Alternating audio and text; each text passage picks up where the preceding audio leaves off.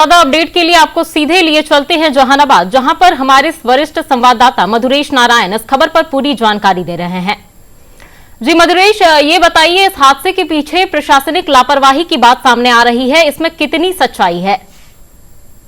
नहीं निशा, देखिए प्रशासनिक लापरवाही हम लोग नहीं कह सकते हैं क्योंकि वहां श्रावणी मेला चल रहा था। पहले से मजिस्ट्रेट की तैनाती की गई थी और बड़ी संख्या में पुलिस बल की तैनाती की गई थी। और जहानाबाद की जो डीएम है अलंकृता पांडे, उन्होंने डीडी न्यूज से एक एक्सक्लूसिव बातचीत करते हुए ये बात बताया कि वहां पर बड़ी संख्या में पुलिस बल की तैनाती की गई थी और रात में जिस वक्त ये घटना हुई उस वक्त वहां पुलिस बल तैनात थे और यही कारण है कि जो कैजुअलिटी है उसको मिनिमाइज करने में जिला प्रशासन ने कामयाबी हासिल की है। और साथ में उन्होंने ये भी बताया कि ये जो दुर्घटना हुई है इसके पीछे कारण ये रहा कि वहां दो फूल वाले थे, वो आपस में भिड़ गए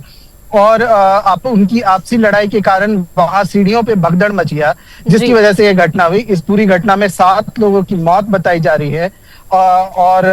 17 लोग जो थे वो घायल हुए हैं। इन 17 लोगों में से 10 लोगों को इलाज के बाद उनके घर भेज दिया गया है, बाकी 7 लोगों को बेहतर इलाज के लिए पटना के पीएमसीएच रेफर किया गया है। जी बिल्कुल मधुरेश, जैसा कि आपने जानकारी दी, आपसे एक और सवाल लेना चाहेंगे कि कहा जा रहा है, परिजनों का आरोप है कि वहां पर मंदिर में जलाभिषेक के लिए कोई इंतजाम नहीं की गई थी क्योंकि सावन का महीना चल रहा है और हर शिव मंदिरों में भारी भीड़ देखी जा रही है भक्तों की, और खासतौर पर वैसे धार्मिक स्थल, वैसे शिव मंदिर जहां की मान्यता अधिक होती है, वहां पर लाखों लाख की संख्या में लोग पहुंचते हैं और जलाभिषेक करते हैं। तो क्या इस बात में कितनी सच्चाई है कि वहां पर प्रशासनिक व्यवस्था की गई थी या नहीं की गई थी?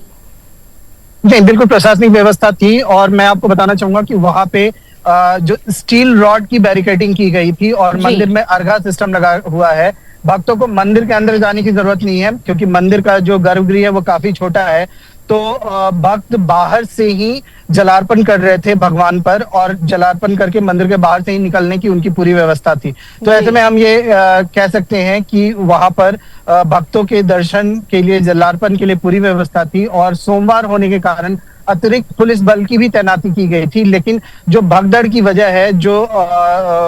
वजह बताई जा रही है जिला प्रशासन की तरफ से, वो साफ है कि दो फूल वालों की लड़ाई के कारण वहां पे भिड़ंत हुई और ये मामला आगे बढ़ गया। जी, और सरकार की तरफ से इस मामले पर दुख भी जाहिर किया गया, दुख भी जताया गया और साथ ही साथ परिजनों को, जो मृतक के परिजन हैं, उन्हें मुआवजे की राशि देने का भी ऐलान किया गया है। तो कब तक ये राशि दी जाएगी और साथ ही साथ जो हादसे में घायल लोग हैं उनके इलाज के लिए क्या कुछ व्यवस्था की जा रही है सरकार और प्रशासन की तरफ से?